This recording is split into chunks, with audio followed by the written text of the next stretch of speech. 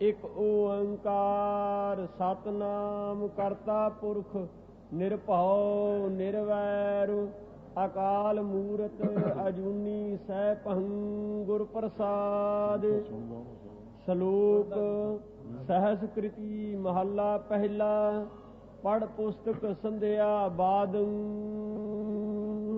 ਸਾਧ ਸੰਗਤ ਜੀ, ਸਤਿਗੁਰੂ ਨਾਨਕ ਦੇਵ ਮਹਾਰਾਜ ਸਾਹਿਬ ਜਦੋਂ ਜਗਤ ਨੂੰ ਤਾਰਦੇ ਹੋਏ ਮਹਾਰਾਜ ਸਾਹਿਬ ਜੀ ਨੂੰ ਤੀਰਥਾਂ ਚੇਤੇ ਕੀਤਾ। ਕਾਂਸੀ ਤੀਰਥ ਦੇ ਜਿੱਥੇ ਲੋਕ ਕਾਂਸੀ ਕਰਵੱਤ ਦੇ ਦਿਆ ਕਰਦੇ ਅਤੇ ਅਨੇਕ ਪ੍ਰਕਾਰ ਦੇ ਲੋਕ ਗੰਗਾ ਦੇ ਵਿੱਚ ਡੁੱਬ ਕੇ ਮਰ ਜਾਇਆ ਕਰਦੇ, ਇਸ ਪ੍ਰਕਾਰ ਦੀ ਹਾਲਤ ਸੀ।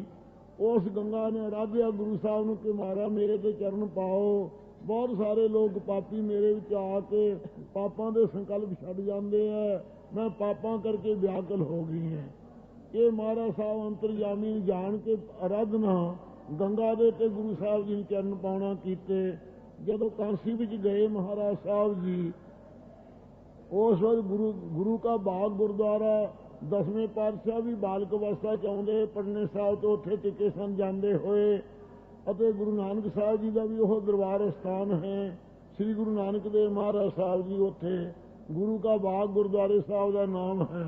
ਸੱਚੇ ਪਾਤਸ਼ਾਹ ਜੀ ਇੱਥੇ ਜਾ ਕੇ ਬੈਠੇ ਜਦੋਂ ਕਾਂਸੀ ਦੇ ਜਿਹੜੇ ਬੜੇ ਬੜੇ ਵਿਦਵਾਨ ਸਨ ਉਹਨਾਂ ਸਾਰਿਆਂ ਚੋਂ ਉਸ ਵੇਲੇ ਗੋਪਾਲ ਦੱਤ ਨਾਮੇ ਬ੍ਰਾਹਮਣ ਸਭ ਤੋਂ ਬੜਾ ਭਾਰੀ ਵਿਦਵਾਨ ਸੀ, ਜਿਸ ਨੇ ਭਵਿੱਖਤ ਪੁਰਾਣ ਪੜ੍ਹਿਆ ਹੋਇਆ ਸੀ।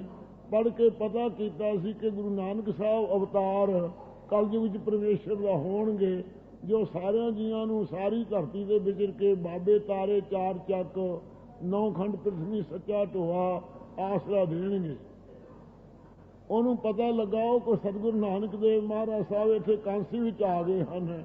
ਉਸ ਵੇਲੇ ਇਹ ਸਾਰਿਆਂ ਵਿਦਵਾਨਾਂ ਨੂੰ ਨਾਲ ਲੈ ਕੇ ਜਿੰਨੇ ਖਟ ਸ਼ਾਸਤਰੀ, ਜਿੰਨੇ ਵੇਦ ਪਾਠੀ, ਜਿੰਨੇ ਸਿਆਣੇ ਸਨ, ਵੇਦ ਦੇ ਖਟੰਗਾਂ ਦੇ ਜਾਣੂ ਸਨ, ਜਿੰਨੇ ਸਿੱਖਿਆ ਕਲਪ ਨਿਰੁਕਤ ਜੋਤਿਸ਼ ਪਿੰਗਲ ਵਿਆਕਰਨ ਆਦਿਕਾਂ ਦੇ, ਉਹਨਾਂ ਸਾਰਿਆਂ ਨੂੰ ਨਾਲ ਲੈ ਕੇ ਮਹਾਰਾਜ ਦੇ ਪਾਸ ਪੁੱਜਾ। ਸਤਿਗੁਰੂ ਮਹਾਰਾਜ ਸਾਹਿਬ ਜੀ ਇਸ ਵਕਤ ਬੈਠੇ ਸਨ ਆਪਣੇ ਆਨੰਦ ਵਿੱਚ। ਭਾਈ ਮਰਦਾਨੇ ਦੇ ਪਾਸੋਂ ਸ਼ਬਦ ਉਚਾਰਣਾ ਕੀਤਾ। ਭਾਈ ਮਰਦਾਨੇ ਨੇ ਉਸ ਵੇਲੇ ਆਸਾ ਦੀ ਵਾਰ ਦਾ ਸ਼ਲੋਕ ਮਹਾਰਾਜ ਦੀ ਹਜ਼ੂਰੀ 'ਚ ਪੜ੍ਹਿਆ, ਜੋ ਸ਼ਲੋਕ ਆ ਰਿਹਾ ਹੈ। ਇਸ ਪੜ੍ਹਨ ਤੋਂ ਬਾਅਦ ਕੀਰਤਨ ਦੀ ਸਮਾਪਤੀ ਮਰਦਾਨਾ ਕਰਕੇ ਬੈਠ ਗਿਆ। ਚੌਜੀ ਪਾਤਸ਼ਾਹ ਜੀ ਬੈਠੇ ਆ। ਉਹਨਾਂ ਵਿਦਵਾਨਾਂ ਨੂੰ ਆਇਆਂ ਨੂੰ ਵੇਖ ਕੇ ਸਤਿਗੁਰੂ ਜੀ ਕਹਿੰਦੇ, ਆਓ ਭਾਈ, ਕਿਸ ਪ੍ਰਕਾਰ ਆਏ ਹੋ? ਕਹਿਣ ਲੱਗੇ, ਮਹਾਰਾਜ ਤੁਸੀਂ ਗੁਰੂ ਨਾਨਕ ਕਲਯੁਗ ਦੇ ਅਵਤਾਰ ਹੋ, ਤੁਹਾਡੇ ਨਾਲ ਚਰਚਾ ਕਰਨ ਵਾਸਤੇ ਆਏ ਹਾਂ। ਵੇਦ ਚਰਚਾ ਅਸੀਂ ਕਰਨਾ ਚਾਹੁੰਦੇ ਹਾਂ ਸ਼ਾਸਤਰ ਅਨੁਸਾਰ।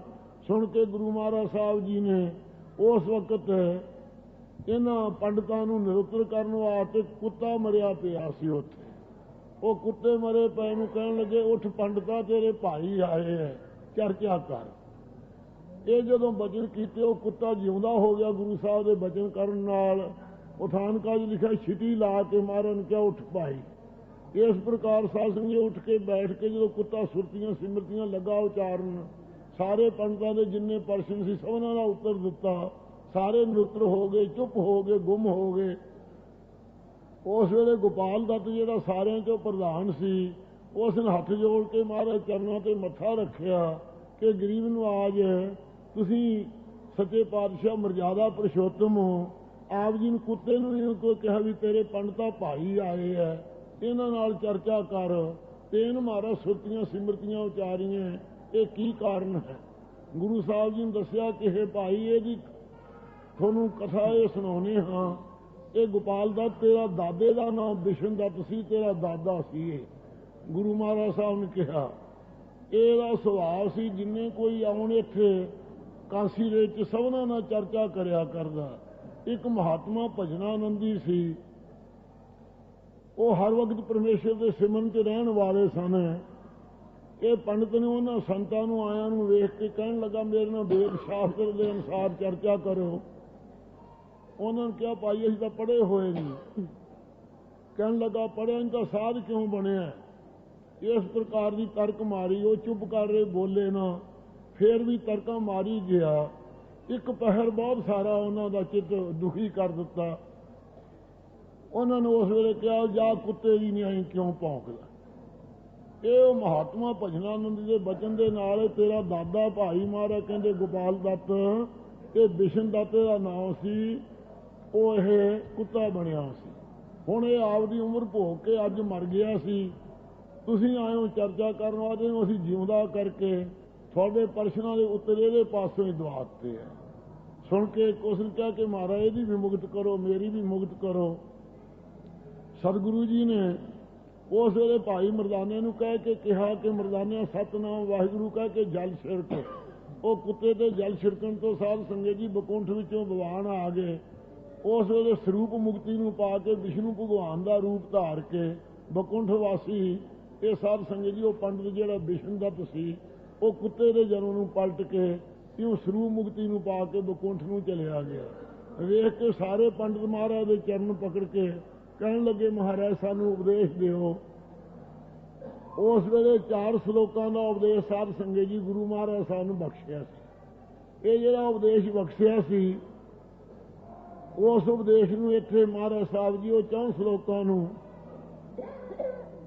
ਪੰਡਤ ਹਰੀ ਲਾਲ ਤੇ ਕ੍ਰਿਸ਼ਨ ਲਾਲ 2 ਪੰਡਤ ਸਨ ਕਾਂਸੀ ਦੇ ਅੰਦਰ, ਜਿਹੜੇ ਗੋਪਾਲ ਦੱਤ ਪਾਧੇ ਦੇ ਪੋਤਰੇ ਸਨ। ਇਹਨਾਂ ਨੂੰ ਸਾਰੇ ਸ਼ਾਸਤਰ ਵਿਦਿਆ ਨੂੰ ਪੜ੍ਹਿਆ, ਮਨ 'ਚ ਸ਼ਾਂਤੀ ਨਾ ਆਈ, ਮੋਹ ਨਾ ਮਿਟਿਆ ਮਨ ਵਿੱਚੋਂ, ਬੜੇ ਯਤਨ ਕੀਤੇ। ਫਿਰ ਉਹਨਾਂ ਨੇ ਆਪਦੇ ਬਜ਼ੁਰਗਾਂ ਦੇ ਪੁਸਤਕਾਲੇ ਨੂੰ ਖੋਜਿਆ। ਪੁਸਤਕਾਲੇ ਨੂੰ ਖੋਜ ਕੇ ਜਦੋਂ ਵੇਖਿਆ, ਭਾਲਦਿਆਂ 4 ਸ਼ਲੋਕ ਮਹਾਰਾਜ ਦੇ ਉਹਨਾਂ ਦੇ ਬਜ਼ੁਰਗਾਂ ਦੇ ਗੋਪਾਲ ਦੱਤ ਦੇ ਪੁਸਤਕਾਲੇ 'ਚੋਂ ਮਿਲੇ। ਉਹ ਜਦੋਂ ਵੇਖਿਆ, ਵੇਖ ਕੇ ਬਾਣੀ ਪੜ੍ਹਨ ਨਾਲ ਮਨ ਠੰਡਾ ਹੋ ਗਿਆ। ਜਦੋਂ ਮਨ ਠੰਡਾ ਹੋ ਗਿਆ, ਕਹਿਣ ਲੱਗੇ ਵੀ ਕਾਂਸੀ ਦੀ ਸੰਗਤ ਨੂੰ ਪੁੱਛਿਆ ਕਿ ਗੁਰੂ ਨਾਨਕ ਸਾਹਿਬ ਸੱਚੇ ਪਾਤਸ਼ਾਹ ਦਰਸ਼ਨ ਕਰਨਾ ਚਾਹੁੰਦੇ ਆ, ਜਿਨ੍ਹਾਂ ਦੀ ਬਾਣੀ ਸਾਨੂੰ ਸ਼ਾਂਤ ਕਰਦੀ ਹੈ, ਉਹਨਾਂ ਦੇ ਦਰਸ਼ਨ ਸਾਨੂੰ ਕਿਵੇਂ ਹੋਣ। ਉਸ ਵੇਲੇ ਸੰਗਤਾਂ ਨੇ ਕਿਹਾ ਕਿ ਉਹ ਤਾਂ ਉਹਨਾਂ ਦੇ ਸਰੂਪ 5ਵਾਂ ਸਰੂਪ ਗੁਰੂ ਅਰਜਨ ਸਾਹਿਬ ਹੈ, ਇਸ ਵਕਤ ਅੰਮ੍ਰਿਤਸਰ ਸਾਹਿਬ ਵਿੱਚ ਬਾਣੀ ਉਹ ਲਿਖਾ ਰਹੇ ਹੈ। ਇਹ ਸੁਣ ਕਰਕੇ ਇਹ ਹਰੀ ਲਾਲ ਤੇ ਕ੍ਰਿਸ਼ਨ ਲਾਲ 4 ਸ਼ਲੋਕ ਮਹਾਰਾਜ ਦੇ ਪਾਸ ਲੈ ਕੇ ਆਏ ਤੇ ਗੁਰੂ ਮਹਾਰਾਜ ਸਾਹਿਬ ਦੇ ਪਾਸ ਭੇਟਾ ਕੀਤੇ। ਸਤਿਗੁਰੂ ਸਾਹਿਬ ਜੀ ਨੇ ਰਾਗਾਂ ਦੀ ਸਮਾਪਤੀ ਕਰ ਚੁੱਕੇ ਸਨ। ਇਹ ਸ਼ਲੋਕ ਗੁਰੂ ਨਾਨਕ ਸਾਹਿਬ ਦੇ ਆਏ ਜਾਣ ਕੇ ਇਹ 4 ਸ਼ਲੋਕ ਫਿਰ ਸੰਸਕ੍ਰਿਤ ਨਾਮ ਰੱਖ ਕੇ ਮਹਾਰਾਜ ਸਾਹਿਬ ਜੀ ਨੇ ਇੱਥੇ ਲਿਖਵਾਏ ਹਨ। ਸਾਧ ਸੰਗਤ ਜੀ, ਇਹਨਾਂ 4 ਸ਼ਲੋਕਾਂ ਦੀ ਉਠਾਨਕਾ ਇਸ ਪ੍ਰਕਾਰ ਹੈ। ਸੋ ਅੱਗੇ ਜਿਵੇਂ ਉਹਨਾਂ ਨੂੰ ਹਰੀ ਲਾਲ ਤੇ ਕ੍ਰਿਸ਼ਨ ਲਾਲ ਨੂੰ ਉਪਦੇਸ਼ ਦੇਣਗੇ, ਉਹ 5ਵੇਂ ਦੇ ਅਗਲੇ ਸਵਈਏ ਸੰਸਕ੍ਰਿਤ ਦੇ ਸ਼ਲੋਕ ਆਉਣਗੇ। ਹੁਣ ਪਹਿਲੇ ਪਾਤਸ਼ਾਹ ਦੇ 4 ਸ਼ਲੋਕ ਉਚਾਰਨ ਕਰਦੇ ਹਨ। ਇੱਕੋ ਅਦਵੈਤ ਰੂਪ ਪਰਮੇਸ਼ਵਰ ਓਂਕਾਰ, ਸਾਰਿਆਂ ਦਾ ਪ੍ਰਕਾਸ਼ਕ, ਸਤਿ ਕਾਲਵਾਦ ਰੂਪ, ਨਾਮ ਕਰਤਾ, ਸਾਰੇ ਜਗਤ ਦਾ ਕਰਨ ਵਾਲਾ, ਪੁਰਖ ਪੂਰਨ, ਨਿਰਭਉ ਭੈ ਤੋਂ ਬਿਨਾ, ਨਿਰਵੈਰ ਵੈਰ ਤੋਂ ਰਹਿਤ, ਅਕਾਲ ਮੂਰਤ ਕਾਲ ਤੋਂ ਰਹਿਤ ਸਰੂਪ, ਅਜੂਨੀ ਜਨਮਾ ਰੂਪ, ਸਹਿਬ ਸੁਤੇ ਪ੍ਰਕਾਸ਼ ਰੂਪ, ਗੁਰੂ ਚੇਤਨ ਸਰੂਪ, ਪ੍ਰਸਾਦ ਆਨੰਦ ਰੂਪ। ਇਹ ਸਾਧ ਸੰਗਤ ਜੀ ਸੰਸਕ੍ਰਿਤ ਸ਼ਬਦ ਨਹੀਂ ਹੈ, ਇਹ ਸ਼ਲੋਕ ਸਹਿਸਕ੍ਰਿਤੀ ਹੈ। ਸਹਿਸ ਨਾਮ ਹੈ 1000 ਮੂੰਹ ਵਾਲੇ ਸ਼ੇਸ਼ਨਾਗ ਦਾ। ਸ਼ੇਸ਼ਨਾਗ ਦੀ ਉਚਾਰਨ ਕੀਤੀ ਜਿਹੜੀ ਕਾਵ ਹੈ, ਉਹ ਸੰਸਕ੍ਰਿਤ ਦੇ ਕਾਵ ਦੇ ਪੁਸਤਕ ਬਿਆੰਤ ਹੋਣਗੇ। ਉਹਨਾਂ ਪੁਸਤਕਾਂ ਵਿੱਚੋਂ ਜਿਹੜੀ ਉਹ ਸ਼ੇਸ਼ਨਾਗ ਦੀ ਭਾਸ਼ਾ ਅਨੁਸਾਰ ਜਿਹੜੀ ਸੰਸਕ੍ਰਿਤ ਦੀ ਕਾਵ ਰਚਨਾ ਹੈ, ਉਹਦਾ ਨਾਮ ਸਹਿਸਕ੍ਰਿਤੀ ਹੈ। ਇਸੇ ਪ੍ਰਕਾਰ ਦੂਜਾ ਇਹ ਹੈ, ਸੰਸਕ੍ਰਿਤ ਤੋਂ ਪਹਿਲਾਂ ਜਿਹੜੀ ਭਾਸ਼ਾ ਹੈ ਉਹਦਾ ਨਾਮ ਪ੍ਰਾਕ੍ਰਿਤ ਭਾਸ਼ਾ ਹੈ। ਪ੍ਰਾਕ੍ਰਿਤ ਭਾਸ਼ਾ ਦੇ ਅੰਦਰ ਜੋ ਸੰਸਕ੍ਰਿਤ ਦੀ ਮਾਂ ਹੈ, ਸੰਸਕ੍ਰਿਤ ਮਗਰੋਂ ਬਣੀ ਹੈ ਤੇ ਪ੍ਰਾਕ੍ਰਿਤ ਭਾਸ਼ਾ ਪਹਿਲਾਂ ਸੀ। ਜਿਵੇਂ ਯੁਜੁਰਵੇਦ ਦੇ ਵਿੱਚ ਪੰਜਾਬੀ ਵੀ ਆਉਂਦੀ ਹੈ, ਬਾਰ ਆਦਿਕ ਸ਼ਬਦ ਆਉਂਦੇ ਹਨਗੇ, ਇਸੇ ਪ੍ਰਕਾਰ ਸਾਧ ਸੰਗਤ ਜੀ ਪ੍ਰਾਕ੍ਰਿਤ ਭਾਸ਼ਾ ਸਭ ਤੋਂ ਪੁਰਾਣੀ ਹੈ। ਫਿਰ ਮਗਰੋਂ ਸੰਸਕ੍ਰਿਤ ਜਿਹੜੀ ਹੈ ਉਦੋਂ ਬਾਅਦ ਉਚਾਰਨ ਹੋਈ ਹੈ। ਇਹ ਪ੍ਰਾਕ੍ਰਿਤ ਭਾਸ਼ਾ ਸਹਿਸਕ੍ਰਿਤ 1000 ਮੁਖ ਵਾਲਾ ਸ਼ੇਸ਼ਨਾਗ ਜੋ ਹੈ ਉਹ ਤੇ ਮੁਖੋਂ ਨਿਕਲੀ ਹੋਈ ਕਾਵ ਰਚਨਾ ਰੂਪ, ਤੇ ਸਹਿਸਕ੍ਰਿਤ ਪ੍ਰਾਕ੍ਰਿਤ ਭਾਸ਼ਾ ਜੋ ਹੈ 1000 ਮੁਖਾਂ ਕਰਕੇ ਕੀਰਤੀ ਕਰਨੇ ਯੋਗ ਐਸੀ ਸਹਿਸਕ੍ਰਿਤੀ ਸ਼ਲੋਕ ਸਵੈ ਸਰੂਪ ਲੋਕ ਪ੍ਰਕਾਸ਼ ਰੂਪ ਦੀ ਪ੍ਰਾਪਤੀ ਕਰਨ ਵਾਲੀ ਮਹਾਰਾਜ ਸਾਹਿਬ ਬਾਣੀ ਵਿਚਾਰਦੇ ਹਨ। ਮਹੱਲਾ ਪਹਿਲਾ, ਪਹਿਲੇ ਪਾਤਸ਼ਾਹ ਗੁਰੂ ਨਾਨਕ ਦੇਵ ਜੀ। ਪੜ੍ਹ ਪੁਸਤਕ ਸੰਧਿਆ ਬਾਦ। ਹਜੂਰ ਸੱਚੇ ਪਾਤਸ਼ਾਹ ਹੁਣ ਜਿਹੜਾ ਦੁਨੀਆ ਦੇ ਅੰਦਰ ਸਾਧ ਸੰਗਤ ਜੀ ਕਰਮ ਕਾਂਡ ਹੈ, ਉਹਦਾ ਖੰਡਨ ਕਰਕੇ ਪਰਮੇਸ਼ਰ ਦੀ ਭਗਤੀ ਜੋੜਨ ਵਾਸਤੇ ਪਖੰਡ ਦੀ ਨਿਸ਼ੇਧ ਕਰਦੇ ਹਨ ਮਹਾਰਾਜ ਸਾਹਿਬ।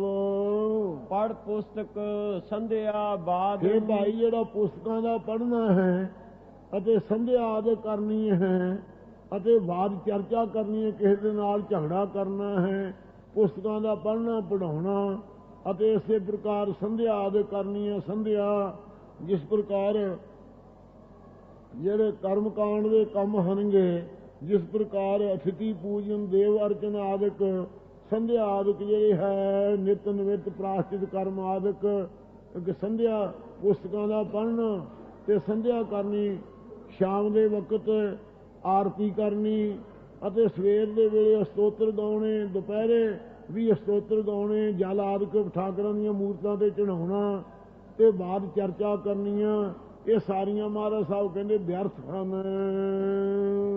ਸਿਲ ਪੂਜਸ ਬਗਲ ਸਮਾਧੰ।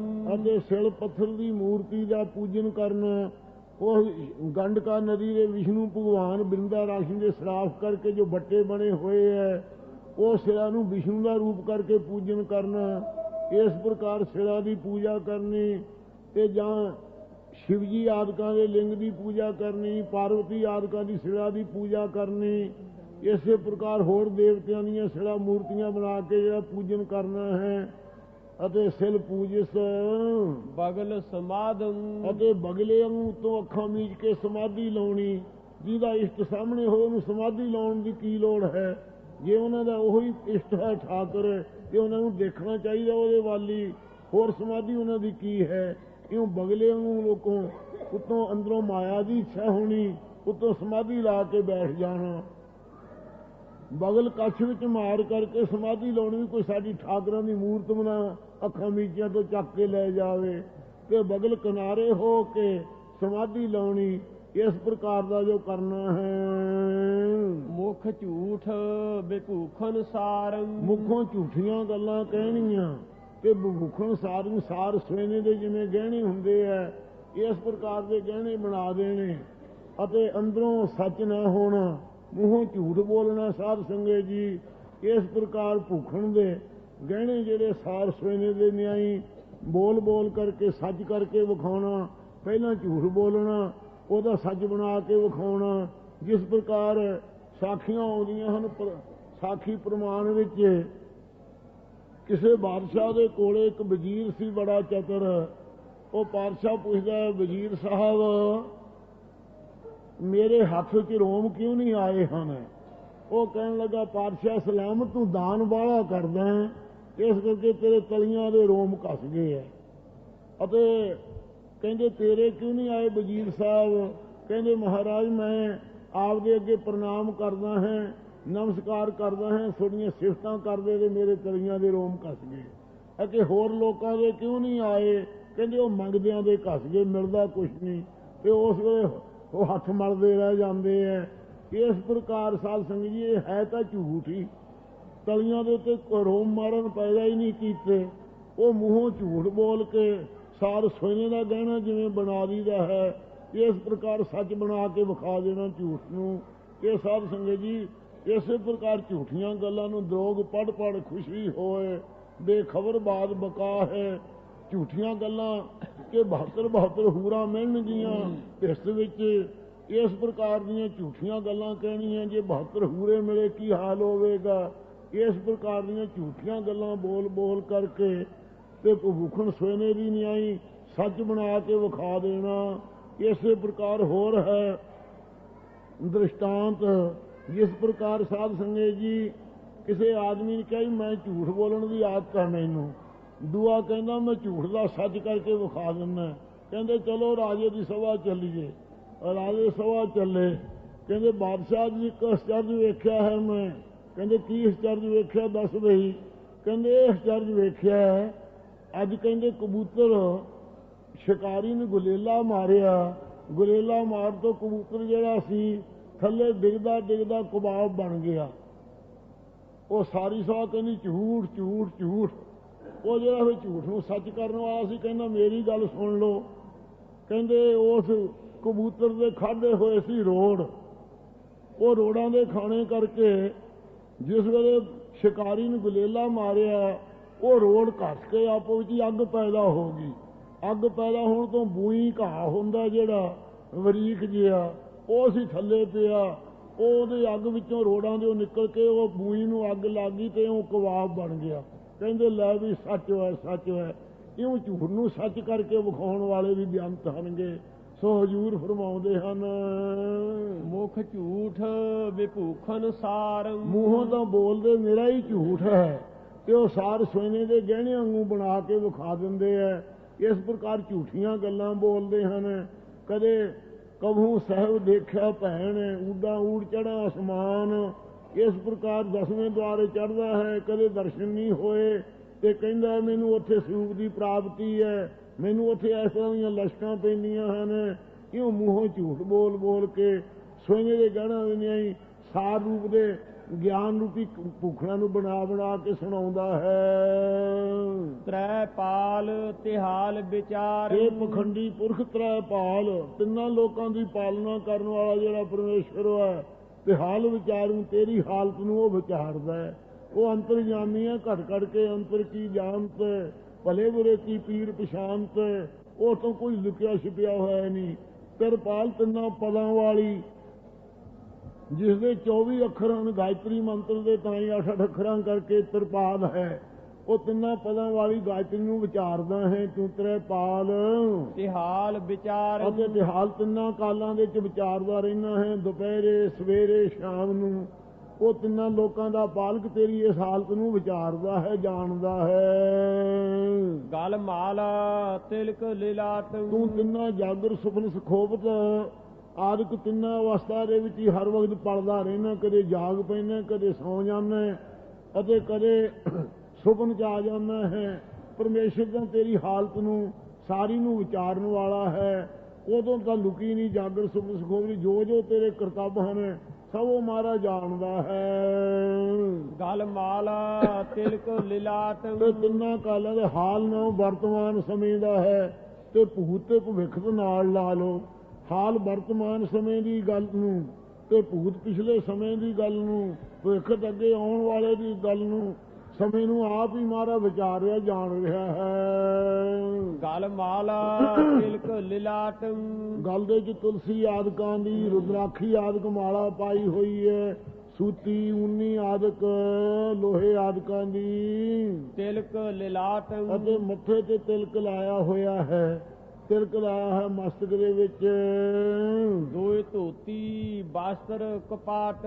ਅਤੇ ਜੇ ਤੇਰੇ ਕਰਕੇ ਤਿਲਕ ਲਿਲਾਟ ਜਾਣੇ ਪ੍ਰਵੇਕ, ਇੱਕ ਰਵਾਇਤ ਰੂਪ ਨੂੰ ਜੇ ਜਾਣ ਲੈ ਤਾਂ ਤੇਰਾ ਮੱਥੇ ਦਾ ਤਿਲਕ ਹੈ ਸਿਰੋਮਣੀ ਸਮਝਿਆ ਜਾ ਸਕਦਾ ਹੈ। ਤੂੰ ਉੱਤੋਂ ਹੀ ਮੱਥੇ ਤਿਲਕ ਲਾਈ ਬੈਠਾ ਪਖੰਡ ਦਾ। ਦੋਏ ਧੋਤੀ ਬਾਸਤਰ ਕਪਾਟ। ਅਤੇ 2 ਧੋਤੀਆਂ ਰੱਖਦਾ ਹੈ, ਸੁੱਕੀ ਪਹਿਰ ਲੈਣਾ ਹੈ, ਗਿੱਲੀ ਬਦਲ ਲੈਣਾ ਹੈ। ਤੇ ਬਸਤਰ ਕਪਾਟ ਨੂੰ, ਬਸਤਰ ਜਿਹੜਾ ਹੈ ਤੂੰ ਕਪਾਟ ਦੇ ਉੱਤੇ 8 ਤਿਹਾਂ ਵਾਲਾ ਬਣਾ ਕੇ ਲੀਰ ਜੀ ਮੱਥੇ ਤੇ ਰੱਖ ਲੈਂਦੇ ਐ। ਜਿਸ ਵੇਲੇ ਕਹਿੰਦੇ 10ਵੇਂ ਦੁਆਰ ਵਿੱਚ ਗਰਮੈਸ਼ ਨਾ ਪੈਦਾ ਹੋ ਜੇ, ਇਉਂ ਗਿੱਲੀ ਲੀਰ ਨੂੰ ਉੱਤੇ ਰੱਖਣ ਦਾ ਨਾਮ ਕਪਾਟ ਉੱਤੇ। ਇਸ ਪ੍ਰਕਾਰ ਤੌਲੀਆ ਪਰਨਾ ਆਦਿਕ ਕਪਾਟ ਦੇ ਉੱਤੇ ਰੱਖ ਲੈਂਦੇ ਹਨ। ਇਸ ਪ੍ਰਕਾਰ ਦੋਏ ਧੋਤੀ ਬਸਤਰ ਕਪਾਟ। ਇਸ ਪ੍ਰਕਾਰ 2 ਧੋਤੀਆਂ ਕਰਦਾ ਹੈ। ਇਸੇ ਪ੍ਰਕਾਰ ਬਸਤਰ ਕਪਾਟੰ, ਬਸਤਰਾਂ ਕੇ ਤਾਈ ਪੱਟ ਆਦਿਕਾਂ ਦੇ ਬਸਤਰਾਂ, ਰੇਸ਼ਮੀ ਬਸਤਰਾਂ ਨੂੰ, ਪੱਟ ਆਦਿਕਾਂ ਦੇ ਬਸਤਰਾਂ ਨੂੰ ਪਹਿਰਦਾ ਹੈ। ਪਰ ਕਪਾਟੰ ਤੇਰੇ 5 ਕੋਸਾਂ ਦੇ ਕਪਾਟ ਲੱਗੇ ਹੋਏ ਐ। ਉੱਤੋਂ ਭਾਵੇਂ ਤੂੰ ਕਿਸੇ ਪ੍ਰਕਾਰ ਦੇ ਉੱਤੋਂ ਭੇਖ ਬਣਾ, ਇਸ ਪ੍ਰਕਾਰ ਤੇਰੇ 5 ਕੋਸਾਂ ਦੇ ਕਪਾਟ ਨਹੀਂ ਖੁੱਲਣੇ। ਆਸਾਂ ਦੇਸਾਂ ਦੇ ਕਪਾਟ ਬਣੇ ਹੀ ਰਹਿਣਗੇ। ਜੋ ਜਾਨਸ ਬ੍ਰਹਮ ਕਰਮ। ਜੋ ਜਾਨ ਸਾਧਨਾ ਰੂਪੀ ਉੱਤੋਂ ਤੂੰ ਬਸਤਰ ਪਹਿਰਦਾ ਹੈ, ਤੇਰੇ 5 ਕੋਸਾਂ ਦੇ ਕਪਾਟ ਜੁੜੇ ਹੋਏ ਉਵੇਂ। ਜੋ ਜਾਨਸ ਬ੍ਰਹਮ ਕਰਮ। ਹੇ ਭਾਈ, ਜੋ ਪੁਰਖ ਜਾਣਦੇ ਹਨ ਬ੍ਰਹਮਾਤਮਾ ਦੀ ਪ੍ਰਾਪਤੀ ਦੇ, ਜੋ ਕਰਮ ਹਨ ਉਹ ਪਖੰਡ ਨਹੀਂ ਕਰਦੇ। ਕਰਮ ਧਰਮ ਪਖੰਡ ਜੋ ਦਿਸੈ ਤਿਨ ਜਮ ਜਗਾਤੀ ਲੂਟੈ। ਜੋ ਪਰਮੇਸ਼ਰ ਦੀ ਪ੍ਰਾਪਤੀ ਹੈ, ਨਿਸ਼ਕਾਮ ਕਰਮਾਂ ਨੂੰ ਜਾਣਦੇ ਹਨ ਤਤ ਵੇਤੇ। ਸਭ ਫੋਕਟ ਨਿਸ਼ਚੈ ਕਰਮ, ਉਹਨਾਂ ਦੇ ਨਿਸ਼ਚੇ ਜਿੰਨੇ ਕਰਮ ਕਰਦਾ ਹੈ ਤੂੰ, ਸਭ ਫੋਕਟ ਨਿਸ਼ਚੈ ਕਰਮ, ਉਹਨਾਂ ਦੇ ਨਿਸ਼ਚੇ 'ਚ ਸਾਰੇ ਜਿਹੜੇ ਕਰਮ ਸਕਾਮ ਕਰਮ ਹਨ, ਇਹ ਸਾਰੇ ਫੋਕੇ ਹਨ। ਜਿਨ੍ਹਾਂ ਦੇ 'ਚ ਦਾਣਾ ਕੱਢਿਆ ਹੋਇਆ ਹੋਵੇ ਫੋਕਟ ਹੁੰਦਾ ਹੈ। ਇਉਂ ਪਰਾਲੀ ਜਿਵੇਂ ਹੁੰਦੀ ਹੈ, ਇਉਂ ਫੋਕੇ ਫੋਕ ਦੀ ਨਿਆਈ ਹੈ। ਲੋਕ ਦਿਖਾਵੇ ਦੇ ਕਰਮ ਹਨ, ਪਰ ਲੋਕ 'ਚ ਮੁਕਤੀ ਦਾ ਕਾਰਨ, ਸੁਖ ਦਾ ਕਾਰਨ ਨਹੀਂ ਹੈ ਤੈਨੂੰ। ਕਹੋ ਨਾਨਕ ਨਿਸ਼ਚਉ ਧਿਆਵੈ। ਹੇ ਗਰੀਬ ਨਵਾਜ ਜੀ, ਆਪ ਜੀ ਨੇ ਇਸ ਪ੍ਰਕਾਰ ਦੀ ਤਾਮਸੀ ਸੁਭਾਅ ਵਾਲਿਆਂ ਦਾ ਜੋ ਕਰਮ ਕਾਂਡ ਹੈ ਉਹਦਾ ਖੰਡਨ ਕੀਤਾ ਹੈ। ਫਿਰ ਮਹਾਰਾਜ ਪਰਮੇਸ਼ਰ ਦੀ ਪ੍ਰਾਪਤੀ ਕਿਵੇਂ ਹੋ ਸਕਦੀ ਹੈ? ਤਾਂ ਗੁਰੂ ਮਹਾਰਾਜ ਕਹਿੰਦੇ ਹਨ, ਹੇ ਗੋਪਾਲ ਦੱਤ, ਕਹੋ ਨਾਨਕ ਨਿਸ਼ਚਉ ਧਿਆਵੈ। ਜੇ ਨਿਸ਼ਚਾ ਕਰਕੇ ਗੁਰੂ ਸਾਹਿਬ ਦੇ ਉਪਦੇਸ਼ ਦੁਆਰਾ ਪਰਮੇਸ਼ਰ ਨੂੰ ਧਿਆਉਣਾ ਕਰੇ, ਜਿਵੇਂ ਕਬੀਰ ਜੀ ਨੇ ਕਿਹਾ, ਤੂੰ ਤੂੰ ਕਰਤਾ ਤੂੰ ਹੁਆ, ਮੁਝ ਮੇ ਰਹਾ ਨਾ ਹੂੰ। ਬਿਨ ਸਤਿਗੁਰ ਬਾਟ ਨਾ ਪਾਵੈ। ਸਤਿਗੁਰਾਂ ਨਾਲ ਮਿਲ ਕੇ ਪਰਮੇਸ਼ਰ ਦੇ ਬਾਟ ਰਸਤੇ ਨੂੰ ਜੀ ਪਾ ਲੈਂਦਾ ਹੈ। ਤੇ ਸਤਿਗੁਰਾਂ ਤੋਂ ਬਿਨਾਂ ਪਰਮੇਸ਼ਰ ਦੇ ਰਸਤੇ ਨੂੰ, ਭਗਤੀ ਸਹਿਤ ਗਿਆਨ ਦੇ ਰਸਤੇ ਨੂੰ, ਸੁਰਤੀ ਕੇ ਮਾਰਗ ਚੱਲ ਕੇ ਉਲਟੀ ਨਜ਼ਰ ਪ੍ਰਗਾਸੀ, ਮਨ ਵਿਚਾਰ ਦੇਖ ਬ੍ਰਹਮ ਗਿਆਨੀ ਕੌਣ, ਗਿਰਹੀ ਕੌਣ ਉਦਾਸੀ। ਇਹ ਸਤਿਗੁਰਾਂ ਤੋਂ ਬਗੈਰ ਰਸਤੇ ਨੂੰ ਨਹੀਂ ਕੋਈ ਪਾ ਸਕਦਾ ਹੈ। ਜਿਵੇਂ ਬੇਣੀ ਜੀ ਨੇ ਪਿੱਛੇ ਕਿਹਾ ਸੀ, ਬਿਨ ਸਤਿਗੁਰ ਬਾਟ ਨਾ ਪਾਵੈ। ਨਿਹਫਲੰ ਤਸ ਜਨਮਸ, ਜਾਵਦ ਬ੍ਰਹਮ ਨਾ ਬਿੰਦਤੇ। ਇਹ ਮਹਾਰਾਜ ਸਾਹਿਬ ਦੇ ਪਿੱਛੇ ਮਾਝ ਦੀ ਰਾਗ ਵਾਰ ਵਿੱਚ ਦੂਜੇ ਪਾਤਸ਼ਾਹ ਵੱਲੋਂ ਸ਼ਲੋਕ ਆਏ ਹਨ। ਪਰ ਸਾਧ ਸੰਗਤ ਜੀ, ਹਰੀ ਲਾਲ ਤੇ ਕ੍ਰਿਸ਼ਨ ਲਾਲ, ਇਹ ਗੁਰੂ ਮਹਾਰਾਜ ਦੇ ਪਹਿਲੇ ਪਾਤਸ਼ਾਹ ਦੇ ਵੀ ਇਹ ਸ਼ਲੋਕ ਉਚਾਰਨ ਕੀਤੇ ਹੋਏ ਸੀ, ਜੋ ਸਤਿਗੁਰਾਂ ਦੇ ਪਾਸ ਅੰਮ੍ਰਿਤਸਰ ਸਾਹਿਬ 'ਚ ਲੈ ਕੇ ਕਾਂਸੀ ਤੋਂ ਆਏ ਹੈ। ਇਸ ਕਰਕੇ ਇੱਥੇ ਪਹਿਲੇ ਪਾਤਸ਼ਾਹ ਦੇ ਸ਼ਲੋਕ ਹੈ, ਉੱਥੇ ਦੂਜੇ ਪਾਤਸ਼ਾਹ ਦੇ ਆਸਾ ਦੀ ਵਾਰ 'ਚ ਸ਼ਲੋਕ, ਮਾਝ ਦੀ ਵਾਰ 'ਚ ਸ਼ਲੋਕ ਹੈ।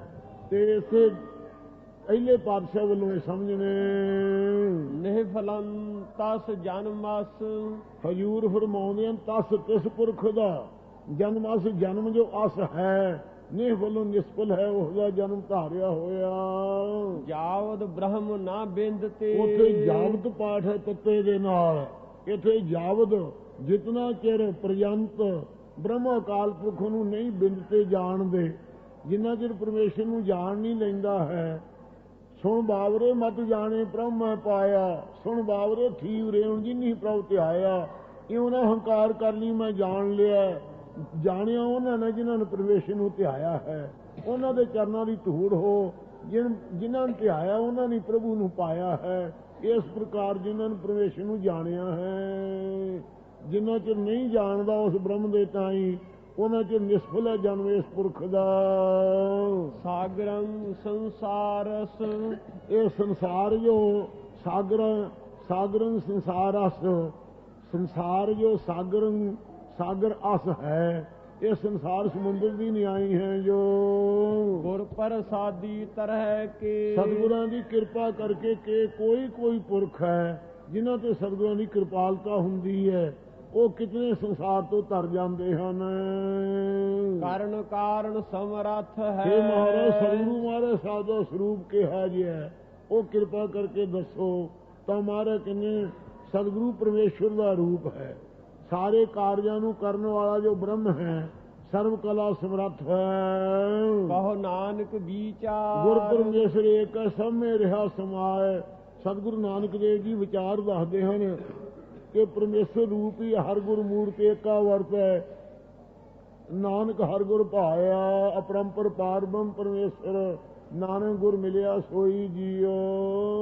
ਕਹੋ ਇਹ ਨਾਨਕ ਵਿਚਾਰ ਕਹਿੰਦੇ ਆ ਕਿ ਕਾਰਜਾਂ ਦੇ ਕਰਨ ਵਾਲਾ ਈਸ਼ਵਰ ਸਰਵ ਕਲਾ ਸਮਰੱਥ ਆਪ ਹੀ ਗੁਰੂ ਸਰੂਪ ਹੈ। ਆਪ ਨਰੈਣ ਕਲਾ ਧਾਰ, ਜਗ ਮੈਂ ਪਰਵਰਿਓ।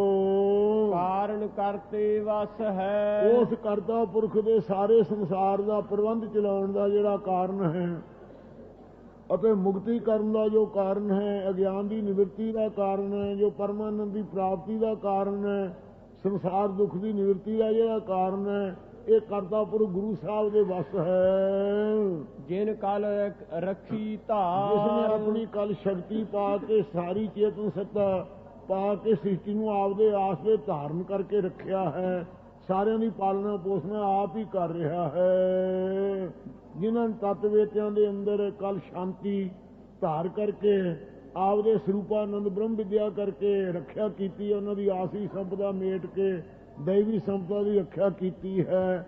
ਜਿਨ ਕਲ ਰੱਖੀ ਧਾਰ, ਜਿਨ੍ਹਾਂ ਨੇ ਆਪਣੀ ਕਲਾ ਦੇ ਨਾਲ ਸਾਰੀ ਜਿੰਨੀ ਰਚਨਾ ਹੈ ਉਹ ਸਾਰੀ ਨੂੰ ਆਪਦੇ ਆਸੇ ਧਾਰਨ ਕਰ ਰੱਖਿਆ ਹੈ। ਉਸ ਪਰਮੇਸ਼ਰ ਦਾ ਰੂਪ ਗੁਰੂ ਸਾਹਿਬ ਹਨ। ਇਹਦੇ 'ਚ ਗੁਰੂ ਤੇ ਪਰਮੇਸ਼ਰ ਦੀ ਏਕਤਾ ਕਈ, ਦੂਜੇ ਸ਼ਲੋਕ ਵਿੱਚ ਪਹਿਲੇ 'ਚ ਪਖੰਡ ਦਾ ਖੰਡਨ ਕੀਤਾ, ਨਿਸ਼ਚੇ ਕਰਕੇ ਗੁਰਾਂ ਦੁਆਰਾ ਪਰਮੇਸ਼ਰ ਦੀ ਧਿਆਨ ਦੀ ਪ੍ਰਾਪਤੀ ਕਹੀ। ਹੁਣ ਤੀਜਾ ਸ਼ਲੋਕ ਉਚਾਰਦੇ ਹਨ, ਜੋਗ ਸ਼ਬਦੰ ਗਿਆਨ ਸ਼ਬਦੰ। ਹੇ ਸਤਿਗੁਰੂ ਸੱਚੇ ਪਾਤਸ਼ਾਹ ਜੀ, ਭਿੰਨ ਭਿੰਨ ਧਰਮ ਵੀ ਦੱਸੋ ਤੇ ਸਾਂਝਾ ਧਰਮ ਵੀ ਸਾਰਿਆਂ ਨੂੰ ਦੱਸੋ। ਤਾਂ ਭਿੰਨ ਭਿੰਨ ਪਹਿਲਾਂ ਧਰਮ ਦੱਸਦੇ ਹਨ ਜੋ ਲੋਕਾਂ ਦੇ ਹਨ। ਜੋਗ ਸ਼ਬਦੰ ਗਿਆਨ ਸ਼ਬਦੰ। ਪਹਿਲਾਂ ਸਾਧ ਸੰਗਤ ਜੀ ਖੜ ਦਰਸ਼ਨਾਂ ਵਿੱਚੋਂ ਯੋਗੀ ਮੁੱਖ ਹੈ। ਜੋਗੀ ਜੰਗਮ ਸਰੇਵਲੇ ਸੰਨਿਆਸੀ ਤੇ ਦਰਵੇਸ਼, ਛੇਵਾਂ ਜਾਵਾਂ ਵਿਪਰ ਕਾ ਜਾਵਾਂ ਮੀਨ ਨਾ ਮੇਖ। ਫਰਮਾਉਂਦੇ ਹਨ ਹਜ਼ੂਰ, ਜੋਗ ਸ਼ਬਦੰ ਗਿਆਨ ਸ਼ਬਦੰ। ਇਹ ਸ਼ਬਦ ਦੇ ਅਰਥ ਇੱਥੇ ਧਰਮ ਆਉਣਗੇ ਤੇ ਸ਼ਬਦ ਦੇ ਅਰਥ ਉਪਦੇਸ਼ ਆਉਣਗੇ। ਇੱਥੇ ਸ਼ਬਦ ਦੇ ਸੰਕੇਤੀ ਅਰਥ ਹੋਣਗੇ। ਜੋਗ ਸ਼ਬਦੰ ਗਿਆਨ ਸ਼ਬਦੰ। ਯੋਗ ਕਮਾਉਣ ਵਾਲੇ ਦਾ ਯੋਗ ਚਿਤ ਵਰਤੀ ਨਿਰੋਧਾ ਪਤੰਜਲ ਜੀ ਨੇ ਕਿਹਾ ਹੈ, ਅਤੇ ਸੰਖੀਆਂ ਨੇ ਕਿਹਾ ਆਤਮਨੀ ਪਰਮਾਤਮਨੀ ਜੁੰਜਤਾ ਸਾ ਯੋਗਾ। ਐਸਾ ਜਿਹੜਾ ਜੋਗੀ ਪੁਰਖ ਹੈ, ਉਹ ਜੋਗੀ ਪੁਰਖ ਦਾ ਸ਼ਬਦ ਧਰਮ ਕੀ ਹੈ? ਤਾਂ ਫਰਮਾਉਂਦੇ ਹਨ, ਗਿਆਨ ਸ਼ਬਦੰ। ਜੋਗੀ ਪੁਰਖ ਦਾ ਭਈ ਗਿਆਨ ਜਿਹੜਾ ਗ੍ਰਹਿਣ ਕਰਨਾ ਇਹ ਧਰਮ ਹੈ, ਤੇ ਗਿਆਨ ਦਾ ਸ਼ਬਦ ਨਾ ਉਪਦੇਸ਼ ਦਾ ਹੈ। ਗਿਆਨ ਦਾ ਉਪਦੇਸ਼ ਦੇਣਾ ਤੇ ਆਪ ਗਿਆਨ ਨੂੰ ਧਾਰਨ ਕਰਨਾ ਇਹ ਜੋਗੀ ਦਾ ਧਰਮ ਹੈ। ਇਸੇ ਤਰ੍ਹਾਂ ਖੜ ਦਰਸ਼ਨ ਸਾਰੇ ਸਮਝ ਲੈਣੇ ਜੋਗੀ ਦੇ ਧਿਆਨ ਵਿੱਚ ਹੀ ਸਤਿਗੁਰੂ ਜੀ ਨੇ ਸੂਤਰ ਰੂਪ ਵਾਕਾਂ ਵਿੱਚ ਕਹਿ ਦਿੱਤੇ ਹਨ। ਵੇਦ ਸ਼ਬਦੰ ਤਾਂ ਬ੍ਰਾਹਮਣ ਹੈ। ਫਿਰ ਹੋਰ ਪ੍ਰਸ਼ਨ ਹੈ ਮਹਾਰਾਜ ਬ੍ਰਾਹਮਣ ਦਾ ਕੀ ਧਰਮ ਹੈ? ਤਾਂ ਆਪ ਕਹਿੰਦੇ ਵੇਦ ਸ਼ਬਦੰ ਤਾਂ ਬ੍ਰਾਹਮਣ ਹੈ। ਬ੍ਰਾਹਮਣ ਦਾ ਇਹ ਧਰਮ ਹੈ, ਵੇਦ ਪੜ੍ਹਨਾ ਪੜ੍ਹਾਉਣਾ, ਦਾਨ ਕਰਨਾ ਕਰਾਉਣਾ, ਵਿਦਿਆ ਜਗ ਕਰਨਾ ਕਰਾਉਣਾ, ਦਾਨ ਦੇਣਾ ਲੈਣਾ, ਇਹ ਬ੍ਰਾਹਮਣ ਦਾ ਧਰਮ ਹੈ। ਮੁੱਖ ਜੋ ਵੇਦ ਦਾ ਧਰਮ ਹੈ ਬ੍ਰਾਹਮਣ ਦਾ, ਵੇਦ ਪਾਠੀ ਹੋਣਾ, ਵੇਦ ਦਾ ਉਪਦੇਸ਼ ਦੇਣਾ, ਇਹ ਬ੍ਰਾਹਮਣ ਦਾ ਧਰਮ ਹੈ। ਖੇਤਰੀ ਸ਼ਬਦੰ ਸੂਰ ਸ਼ਬਦੰ। ਖੇਤਰੀ ਜੋ ਹੈ ਸ਼ਾਸਤਰਧਾਰੀ, ਉਹਦਾ ਸ਼ਬਦ ਧਰਮ ਕੀ ਹੈ? ਸੂਰ ਸ਼ਬਦੰ।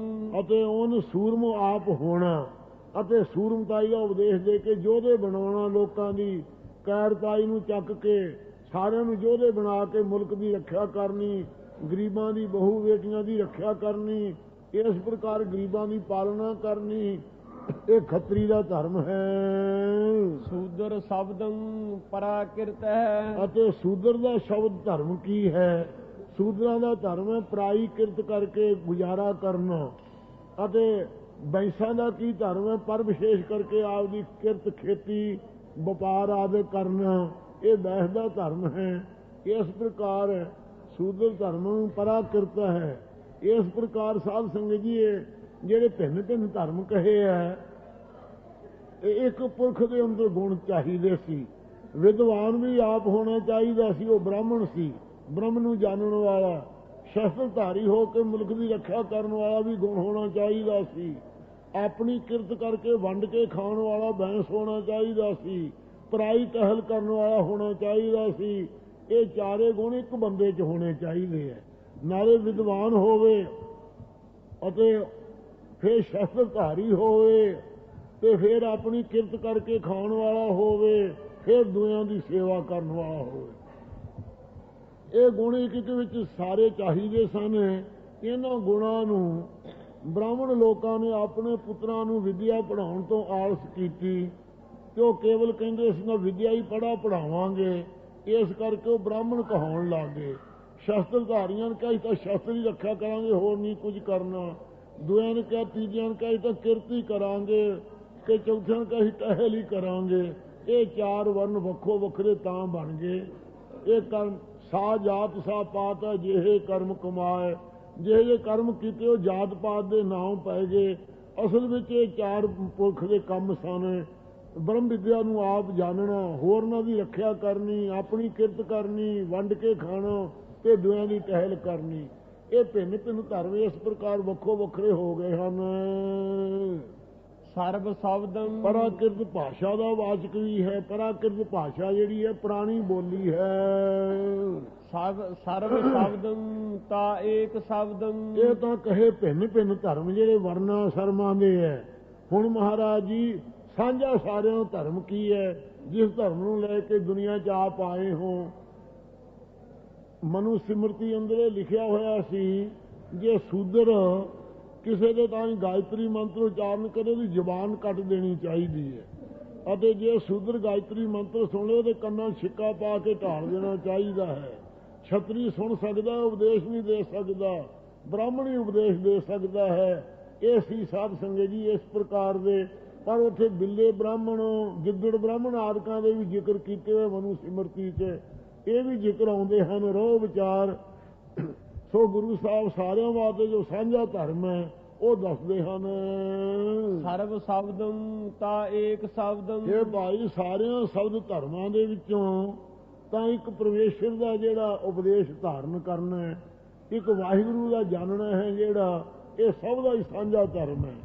ਚਾਹੇ ਕੋਈ ਇਸਤਰੀ ਹੈ, ਚਾਹੇ ਕੋਈ ਪੁਰਸ਼ ਹੈ, ਚਾਹੇ ਕੋਈ ਵੀ ਹੈ, ਕਿਸੇ ਜਾਤ ਵਿੱਚ ਹੈ, ਕਿਸੇ ਗੋਤ ਵਿੱਚ ਹੈ, ਕਿਸੇ ਵਰਨ ਵਿੱਚ ਹੈ। ਇਹ ਗੁਰੂ ਨਾਨਕ ਸਾਹਿਬ ਨੇ ਸਾਂਝਾ ਮੀਂਹ ਪਾਇਆ ਸਾਰੀ ਦੁਨੀਆ ਵਾਸਤੇ।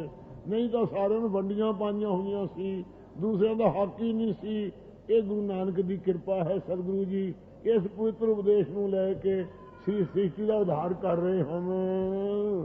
ਸਰਬ ਸ਼ਬਦੰ ਤਾ ਏਕ ਸ਼ਬਦੰ। ਕਹਿੰਦੇ ਹਨ ਸਾਰਿਆਂ ਦਾ ਸ਼ਬਦ ਧਰਮ ਹੈ ਕਿ ਇੱਕ ਪਰਮੇਸ਼ਰ ਸ਼ਬਦ ਬ੍ਰਹਮ ਨੂੰ ਜਾਣਨਾ ਤੇ ਇੱਕ ਪਰਮੇਸ਼ਰ ਦਾ ਉਪਦੇਸ਼ ਸਾਰਿਆਂ ਨੂੰ ਦੇਣਾ। ਜੇ ਕੋ ਜਾਣਸ ਭੇ। ਜੇ ਕੋਈ ਇਹ ਗੁਰਾਂ ਦੁਆਰਾ ਕੋਈ ਭੇਤ ਨੂੰ ਭਾਈ ਜਾਣਨਾ ਕਰੇ।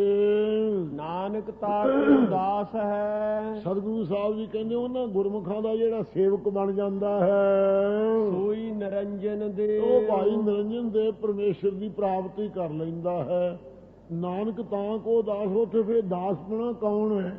ਉਹੀ ਨਿਰੰਜਨ ਸ਼ੁੱਧ ਪ੍ਰਕਾਸ਼ ਰੂਪ ਆਪ ਹੀ ਹੋ ਜਾਂਦਾ ਹੈ ਉਲਟ ਕੇ। ਏਕ ਕ੍ਰਿਸ਼ਨੰ ਤਾ ਸਰਵ ਦੇਵਾ। ਚੌਥੇ ਸ਼ਲੋਕ ਦੇ ਜਿਵੇਂ ਸਬਤ ਸ਼ਲੋਕੀ ਕ੍ਰਿਸ਼ਨ ਜੀ ਨੇ ਗੀਤਾ ਕਹੀ ਹੈ, ਇਸੇ ਪ੍ਰਕਾਰ 4 ਸ਼ਲੋਕੀ ਗੀਤਾ ਹੀ ਹੈ। ਮਹਾਰਾਜ ਸਾਹਿਬ ਉਚਾਰਨ ਕਰਦੇ।